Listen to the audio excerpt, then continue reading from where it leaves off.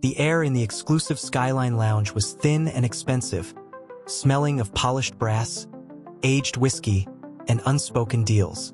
Leo Vance stood near the floor-to-ceiling window, a glass of Macallan in his hand, not really tasting it. 30 stories below, the city pulsed like a living circuit board, a world he'd fought tooth and nail to join. Tonight was meant to be a celebration. The Vance and Croft merger was final, a monumental deal that would cement his and his wife's company as a major player. Isabella Croft Vance was across the room, a vision in emerald green silk. She was laughing at something said by their new partner, Julian Croft. Her laugh, a sound Leo had once thought was the purest note in the symphony of his life, now seemed to ring hollow in his ears. He hadn't meant to eavesdrop. He'd been looking for her, wanting to steal her away for a quiet toast, just the two of them, as was their tradition. He'd been weaving through the crowd when he saw them slip out onto the secluded terrace, the one reserved for smokers, usually empty at events like this. He'd pushed the heavy door open a fraction, a joke on his lips about them sneaking a cigarette. The joke died. "Can't believe he never suspected a thing," Julian was saying, his back to Leo, his voice a conspiratorial murmur carried away by the wind. "Leo is brilliant with numbers, but he's tragically naive with people," Isabella replied, her voice laced with a fond condescension that made Leo's blood freeze. "He trusts. It's his greatest weakness." Julian chuckled, a dry, unpleasant sound. "A weakness we've exploited beautifully.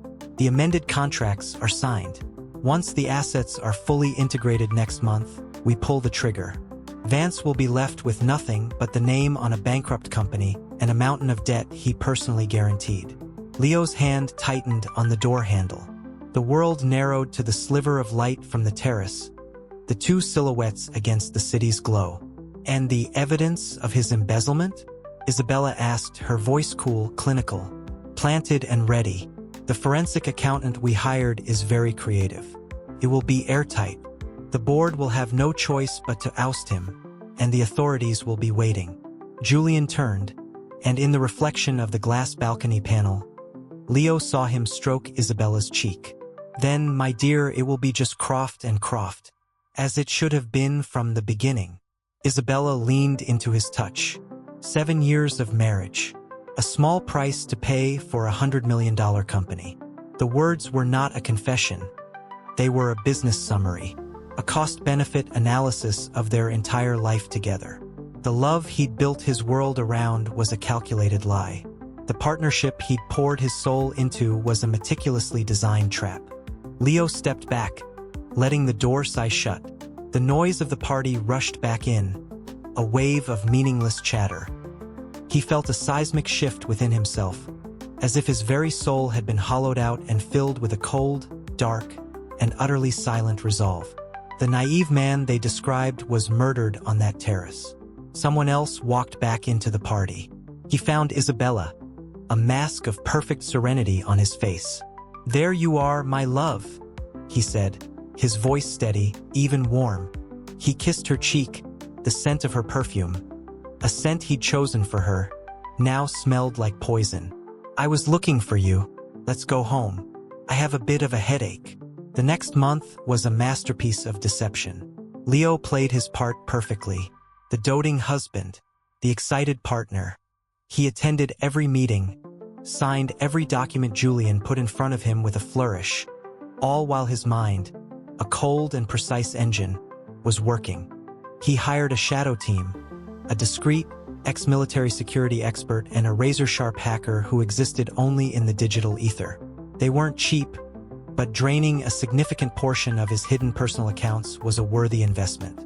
While Isabella and Julian planned his financial and professional annihilation, Leo was mapping theirs.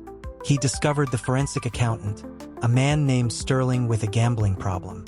He found the offshore accounts in the Caymans where the embezzled funds were supposedly routed, ready to be discovered.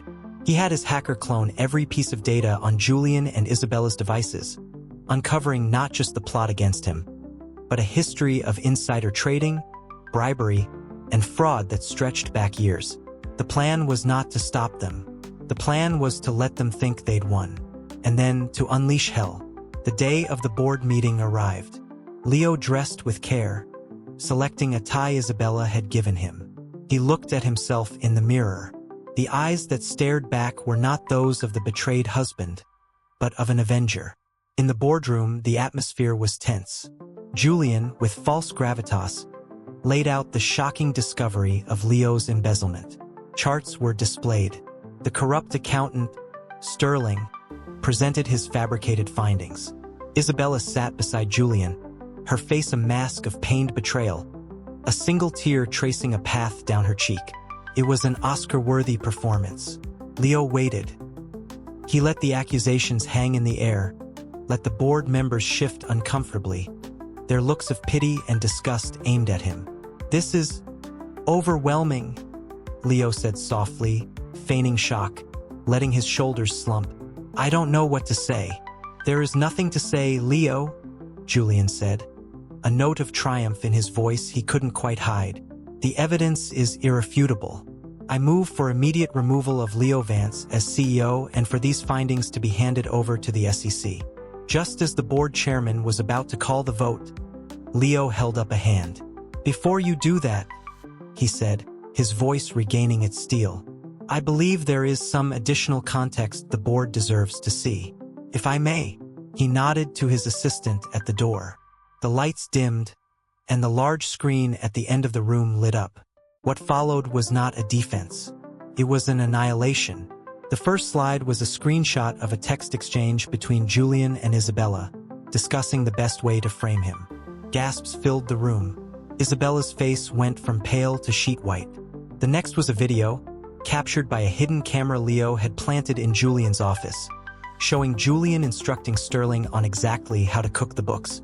"Make it look plausible, but make it damn big," Julian's voice rang out, clear as day. Then came the financial records Leo's hacker had unearthed. The real embezzlement, conducted by Julian over the past 5 years, siphoning money into his own secret accounts. The insider trading deals, the bribes to officials, slide after slide, email after email, audio recording after audio recording. Leo didn't just prove his innocence. He systematically dismantled their entire lives, exposing every crime, every lie, every betrayal in stunning, undeniable detail. The room was in an uproar. Julian was on his feet, sputtering, his face a thunderous purple. Isabella was frozen, her beautiful facade shattered into a million pieces of sheer terror. Leo saved the final blow for last. The screen showed the offshore Cayman accounts Julian had set up to frame him. Then, with a keystroke from Leo's hacker, the screen split. The second half showed those same accounts, their ownership digitally and legally reassigned in the past 24 hours.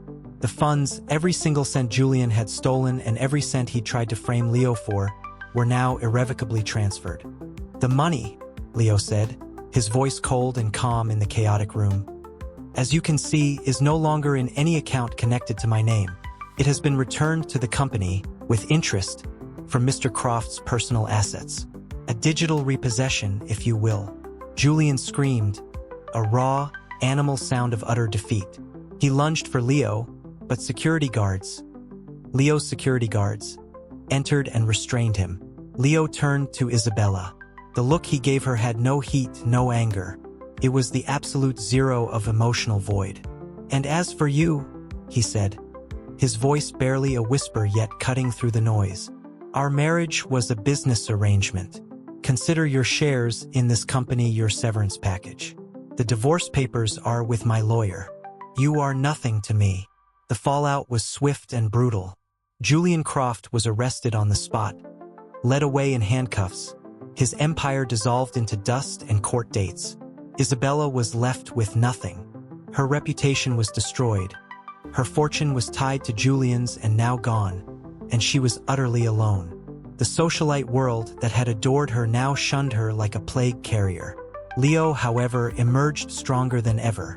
The board, horrified and grateful, offered him sole leadership of the company, which he accepted before restructuring it and renaming it something entirely his own. Weeks later, on a cold, clear evening, Leo stood on the balcony of his new penthouse, higher than the Skyline Lounge had ever been. He held a glass of Macallan, this time truly tasting it. He thought of the hollowed-out ruins of Julian's life, facing decades in prison. He thought of Isabella, living in a rented studio, her beauty fading under the weight of shame and poverty. A ghost in the city she once sought to rule. They had tried to break him, to use his trust as a weapon against him. But they had made a fatal error. They had mistaken his decency for weakness. And in doing so, they had unleashed not a victim, but a predator. He had not just sought revenge. He had engineered their total and complete destruction, and in the ashes of their betrayal, he had built himself a throne. He took a sip of whiskey, the warmth spreading through him. The city lights glittered below, no longer a circuit board to be conquered, but a kingdom he now owned. The silence within him was no longer cold. It was peaceful.